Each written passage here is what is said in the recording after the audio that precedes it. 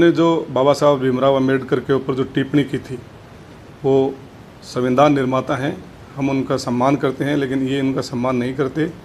ये बहुत बड़ी एक भारत का संविधान देने वाले के ऊपर उन्होंने जो टिप्पणी की है, उनको जो गलत बोला है, उसके खिलाफ हम पूरे भारत में हमारी कांग्रेस पार्टी आंदोलन कर रही है। और उसके संदर्भ में ही हमारी पार्टी की तरफ से कल एक रैली निकाली गई थी, पैदल यात्रा। और अब हम जिला स्तर पर, संभाग स्तर पर, जिला स्तर पर, ब्लॉक स्तर पर, पंचायत स्तर पर हम जाएंगे और इसके खिलाफ कि अमित शाह इस्तीफा दो या अमित शाह माफ़ी मांगे कि जो ने बाबा साहब भीमराव अम्बेडकर के लिए बोला है। जिले में प्रभारी मंत्री आते हैं, रेलवे और भी उसका मामला बैक जाती है बार बार, क्या लगता है आपको अनुभवहीन है, उसके कारण ऐसी स्थिति बनती है जो सरकार से जुड़े सवाल के जवाब है कैबिनेट मंत्री नहीं दे पाते हैं? नहीं, देखो ऐसा है, वो बहुत ही सुलझे हुए मंत्री मानते हैं अपने आप को। पिछले 5 साल भी हमारे वो साथ में थे, एमएलए एज एमएलए थे, वो विपक्ष में थे, हम सरकार में थे। और तब वो कहते थे कि भारत सरकार पैसा भेजती है लेकिन स्टेट गवर्नमेंट पैसा खर्च नहीं करती है। ये हमारे माननीय मंत्री जी के विधानसभा का आप प्रोसीडिंग देखो तो इसमें मिलेगा आपको। अब मैं मंत्री जी से ये कहना चाहूँगा कि अब तो डबल इंजन की सरकार है, दिल्ली में भी आपकी सरकार है, राजस्थान में भी आपकी सरकार है, और आप कैबिनेट के मंत्री हो और झुंझुनू के प्रभारी हो। अगर अब इस 1 साल में भी आप नहीं करा सके तो इससे दुर्भाग्यपूर्ण कुछ नहीं हो सकता। नहर के मामले को लेकर स्थिति है और भाजपा का आरोप है कि जो आप अमर इंडस्ट्री था हरियाणा में, उसके ऊपर आपने ये कहा था कि ये रास्ते में पानी नहीं दिया जाएगा, ये आरोप है। देखो, जब पिछले बार बजट सत्र चला था तो मुख्यमंत्री जी ने विधानसभा में कहा था कि आपकी कांग्रेस सरकार के टाइम का कोई भी एक लेटर भारत सरकार को दिया हुआ आप मुझे बता दो, तो जो आप कहो उसके लिए हम तैयार हैं।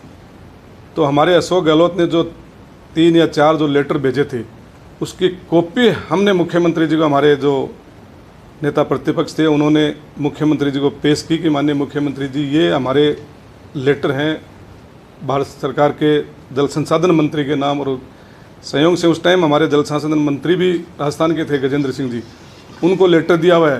पर्सनली मुख्यमंत्री जी जाकर मिले थे, वो भी है। लेकिन वो लेटर देने के बाद आज तक हम इंतज़ार कर रहे हैं मुख्यमंत्री जी का कि मुख्यमंत्री जी का कोई जवाब आए। और हमने जब लेटर दिया तो मुख्यमंत्री जी से ये पूछा कि माननीय मुख्यमंत्री जी, आप एमओयू तो दिखाओगे, आप कितना पानी दोगे, कितना पानी हरियाणा से लोगे, कितना पानी एमपी से लोगे, कहाँ से पानी कितना कौन से डैम में डालोगे।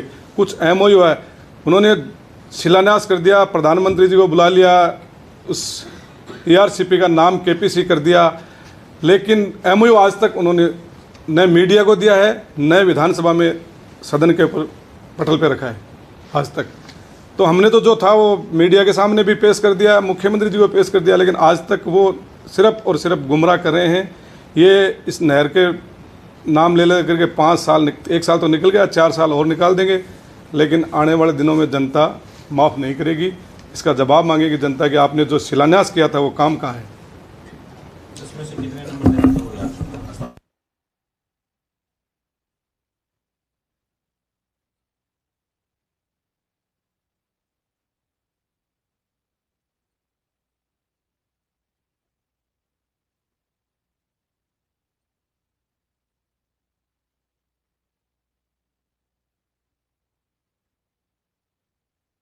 में से न तो मोटर निकलती है न पाइप निकलती है, तो उनका कोई व्यवस्था करो, वैकल्पिक व्यवस्था, कोई पानी का ट्यूबवेल दो। तो अगर नहीं भाई अभी कोई बजट नहीं है, सिर्फ रोक लगा रखी है। कहीं भी झुंझुनू जिले में अगर उन्होंने एक ट्यूबवेल खुदा राजस्थान सरकार की तरफ से, आप बता दीजिए। हो सकता है कोई एमएलए अपने कोटे से खुदाया होगा, मैंने मेरे कोटे से खुदाया था उस गाँव के अंदर ट्यूबवेल, तुरंत प्रभाव से सीओ जिला परिषद को लेटर लिख करके कि एमएलए कोटे से ट्यूबवेल खोदो। कोई एमपी ने अपने कोटे से खुदाया होगा, लेकिन पीएचडी मंत्री की तरफ से मेरा ख्याल है, जहाँ तक मैं 3-4 जिलों में तो घूमता हूँ, यहाँ तो एक ट्यूबवेल भी नहीं खुदा हुआ।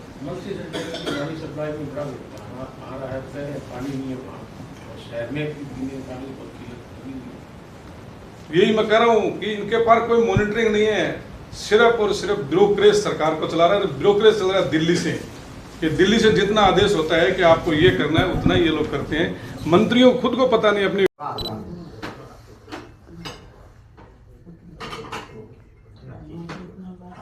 प्रेस वार्ता है वो सरकार का जो 1 साल का कार्यकाल था उसके संदर्भ में बुलाई गई है कि सरकार ने 1 साल में कुछ भी व्यवस्थाएं थी। ये एमएलए बैठे हैं, इनको कहते थे कि ड्राई के अगेंस्ट मात्र 15 दिन में आप बोरिंग लेके जा सकते हो, कहीं भी ड्राई हो गया, मतलब कोई संख्या नहीं थी।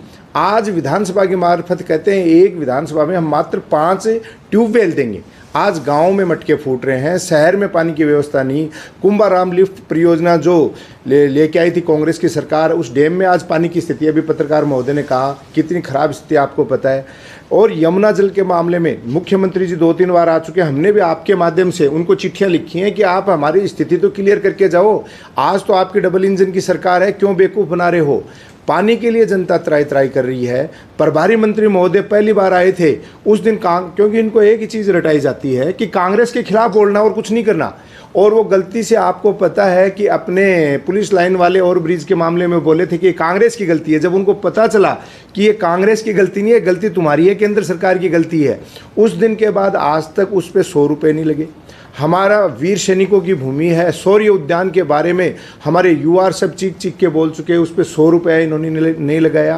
रोजगार के नाम पे केवल धोखा देते हैं। पुरानी वैकेंसियाँ जो निकली हुई हैं उन्हीं को लेटर पे बार लेटर दे के युवाओं के साथ खिलवाड़ किया जा रहा है।